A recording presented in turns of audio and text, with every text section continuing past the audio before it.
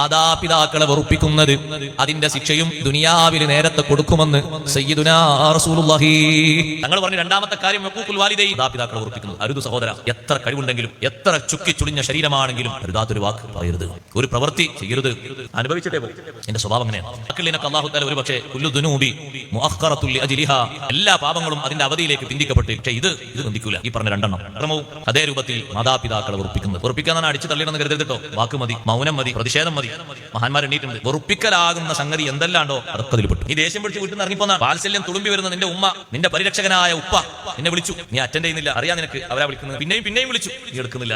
അവരെ മനസ്സ് വേദനിച്ചോ? വേദനയും. സുന്നത്തസ്കാരം പോലും കൈയച്ചുകൊണ്ട് വിളിക്കുത്തരം ചെയ്യേണ്ട അത്രയും വലിയ മഹത്തുള്ള ആളുകൾ ലോകത്താരാൾ. വേറെ ആൾ പറഞ്ഞു, നമ്മുടെ മുതലാളിയെ വിളിക്കുന്നത് സുന്നത്തസ്കാരം കൈയ്യേക്കാൻ പറ്റും, സ്വന്തം ഗുരുനാഥനെ വിളിക്കുന്നത് സുന്നത്തസ്കാരം കൈയ്യേക്കാൻ പറ്റും, സ്വന്തം ജേട്ടനെ സഹോദരനെ വിളിക്കുന്നത് കൈയ്യേക്കാൻ പറ്റും. പാപ്പ വിളിച്ചു, ഉമ്മ വിളിച്ചു. എന്താണ് ആ വിളിന്റെ ഒരു മഹത്വം? ബാപ്പാന്റെ ഉമ്മാന്റെ ഒന്നും സമ്മതം വാങ്ങാതെ സ്വന്തം ഇഷ്ടപ്രകാരം കാര്യങ്ങളൊക്കെ നടത്തുന്ന സഹോദരങ്ങൾ സഹോദരിമാർ ജാഗരൂകരാകണം. റബ്ബിന്റെ അദാബ് ചെറുതൊന്നുമല്ല കിട്ടുക.